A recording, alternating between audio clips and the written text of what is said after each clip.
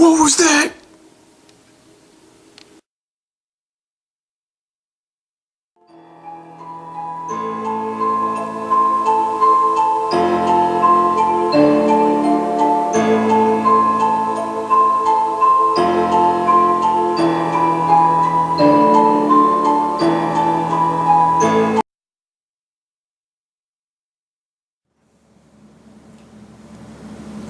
Hi, this is DS Yaxlimer, and this is another episode of the Spectre, and I'm going to talk about a topic that I may have touched upon before, but never really had a whole episode about it, and it's paranormal research. Now, I'm not going to talk about it in the context of that I am a diehard believer in it, nor do I want to get too critical of it, because I am intrigued by it, and I do like to go to haunted places and all of that. And, I'm fascinated by it, but I'm very skeptical. I don't believe something unless there's substantial evidence to persuade me. But I do like to venture into the into sort of murky waters when it comes to topics, and I think this is one of them. And I have watched a lot of paranormal research shows, or whatever, reality shows. There's no shortage of them. I don't know if that's the most, they were like big, I think, a few years ago. There's still a few of them, but they were like there seemed to be quite a few more of them on the air a few years back, but there's definitely a lot of them. A number of them on TV, but definitely a lot of them on YouTube. Ghost hunting is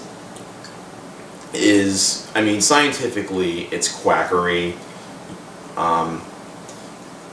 Oftentimes, a lot of amateur ghost hunters use EMF readers, electromagnetic field readers. They're not. They just. I mean, what detects a ghost, though? That's the thing. You may as well be watching Ghostbusters, and you see the device Egon uses with all the lights on it, and it looks really mad scientist-like. An EMF meter is just, it has lights, and it can be triggered by cell phone, pretty much anything that gives off an electromagnetic field, microwave, plasma globe, pretty much anything. So they give a lot of false reads, and I think that's why they are kind of popularly used by ghost hunters and people who give tours of haunted places, who use them because they're a good prop, because they react. A lot of cell phones, any cell phone, you can get like an EMF meter app, and I think none of them really even work like an EMF meter. At least I doubt it. It just has a few settings and gives fluctuating numbers in the graph and everything, and but anyway, but I'm interested. With that said, I am interested in the possibility that there are ghosts, and that's what happens to people when they die. So it is kind of cool to think about that, and I think that just triggers all of our fascination with the paranormal, because of all sorts of infamous stories you might have heard from people places where horrible things have happened, asylums and prisons and abandoned hospitals and places like that, or places where murders have happened. People think there are restless souls there, or spirits, and they subsequently they are the subject of investigation and intrigue and lore. So we all and I'm fascinated with those places too. I'm a bit more skeptical than a lot of diehard ghost hunters. I guess that's probably the difference. I mean, they probably would not. The ghost hunting community wouldn't really dig me because I don't believe in a lot of that. You know, they hear a little noise and they think, oh my God! And you see it on all of the reality paranormal research shows. It's, you know, and I've been in places that have been featured on shows, and there's nothing there. You know, I've never experienced anything in those places, and even one of the places was a old prison that they turned into a nightclub in my hometown of Williamsport, and I had been there many times before it was turned into a nightclub and afterwards, and I've never, can't say I experienced anything paranormal. When it was a nightclub, I saw a lot of weird shit, but it had nothing to do with paranormal activity. And if it was really haunted by, like, you know, prisoners and people who were tortured and, like, sadistic prison guards and people like that, I don't know if people would actually go in there as much as they do. So I guess that, you know, that is more or less my take on it. Again, do I think ghosts are real? I don't know. I mean, that's the thing. I don't know. I mean, people think that I'm such a skeptical person. I'm a secular humanist, more or less. I guess that's the best definition I give myself. I have described myself as an atheist and agnostic in the past. I've kind of wavered among those terms, or hovered around those terms. So people think that I just flat out don't believe in it, anything. I just simply don't know. I mean, I have a lot of, you know, stuff. Me and my fiance would have a lot of stuff related to the paranormal in our house. We have a couple Ouija boards. This is what people use to sometimes communicate with the dead. Often girls having a slumber party in popular culture, and shit goes awry and it turns into a horror movie. I mean, how many horror movies are based on Ouija boards? And it's just, the thing of it is, it's a simple prop, and, you know, young teenagers and kids like playing with them, and it just gives them a little scare. I think it's just the same. It's the same thing as seeing a horror movie or something like that. I think it's just part of its entertainment, and I think that's what a lot of it is. Or maybe it's reassurance that there's an afterlife, that there's more than just this, you know, because, you know, we die, so maybe it's that, I don't know.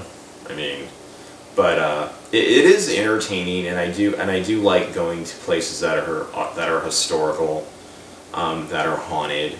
I like hearing the stories. I like exploring those places. That's how, and I've done a couple videos. I didn't go to haunted places per se, but I went to, like, 3 videos. I went to an abandoned house that was falling down in the woods. I've gone to an abandoned drive-in, that's way back, and I went to Centralia, Pennsylvania, where the abandoned town where basically there's only like a few houses left standing and a few residents left because of an underground mine fire, and it was a spooky, eerie place. But I didn't go there like looking for ghosts or anything like that, or because I thought it was haunted, or any of the other places for that matter. But yeah, that is how generally I feel about it. I mean, I don't know. I grew up in an old house. I grew up in 2 old houses. One when I was younger. Wasn't that, well, it's pretty old, but not as old as the one my parents live in now, the one I spent the latter half of my childhood in. That's over a century old, and it was an old farmhouse. So yeah, I mean, you would argue that that place would be haunted. I can't say as I experienced anything paranormal there at either place. So I guess I'm just kind of like, you know, I don't know. But I've had friends growing up who claim, you know, kids would go up in the cemetery and stuff like that, and you know, at night, I guess maybe more or less to give themselves a scare or whatever, but they would see things that I didn't see. And I don't know if they were on drugs or something, and I wasn't, but but they would see things, and they were more church-going people, and and a lot of it had to do with biblical references, the things that they claimed that to have seen, and that had a dramatic impact on them. And I was kind of just standing around after we got back to the house, like, I didn't see, I didn't see anything. I wasn't scared. I mean, it's I'm just outside in the dark. It just happens to be in a cemetery, and it is, of course, a scary kind of place. It's where people have been interned, and they're dead, and we assume that there's spirits there, and they might not like it when you're there at certain times, particularly at night. Maybe they only want you to visit during the day, and people assume that, I don't know, I'm just putting in my own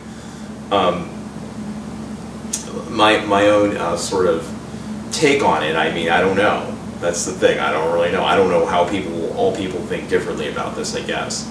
So that's really my take on it. I mean, I think it's an intriguing topic. I don't know if ghosts exist. I think a lot of ghost hunting, there's really no science behind it. I think it's a lot of theater, because how could you really, I mean, we don't even know we have no basis of what a ghost is at all.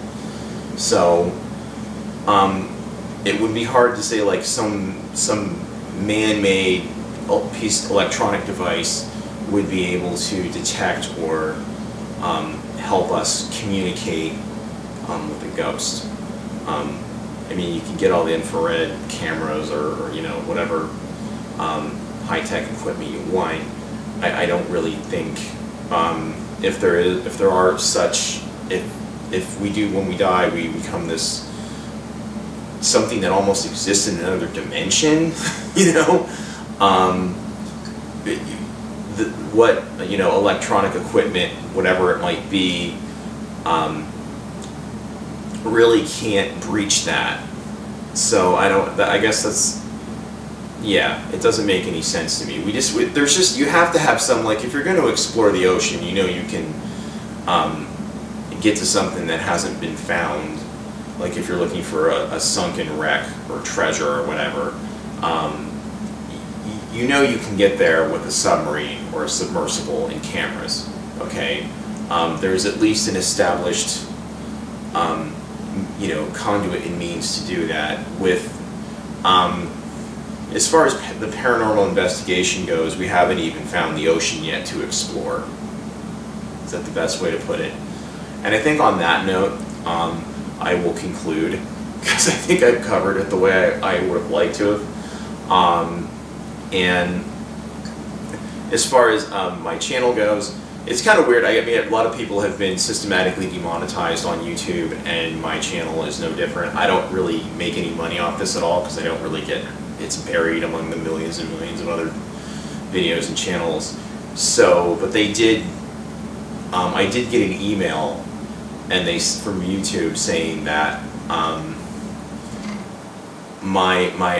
not eligible for monetization in a month or something like that, unless my channel gets, I think I need 1,000 subscribers and so many views. It doesn't even matter, because I wasn't making any money off it before, and I've been monetized for years, and so I don't really understand why it even, but anyway, I think that's part of how YouTube is, how a lot of the ones who are making money are getting screwed over. It's just something that's been, that's come up lately with YouTube partners. But anyway, yeah, so it doesn't hurt me at all. But some of the people whose content is darker or controversial, advertisers are basically, at least from what I understand, they're just sort of taking control of what sort of content that their ads are going to precede or play during or after. So it's just, which I could, who didn't see that coming at some point. Anyway, this has been another edition of the Spectre. If you have any contents or insights on the paranormal. I would love to fucking hear about it. Subscribe if you feel like it. I hope you're so far enjoying your new year, and it's not so fucking cold like it is in Pennsylvania right now. Later.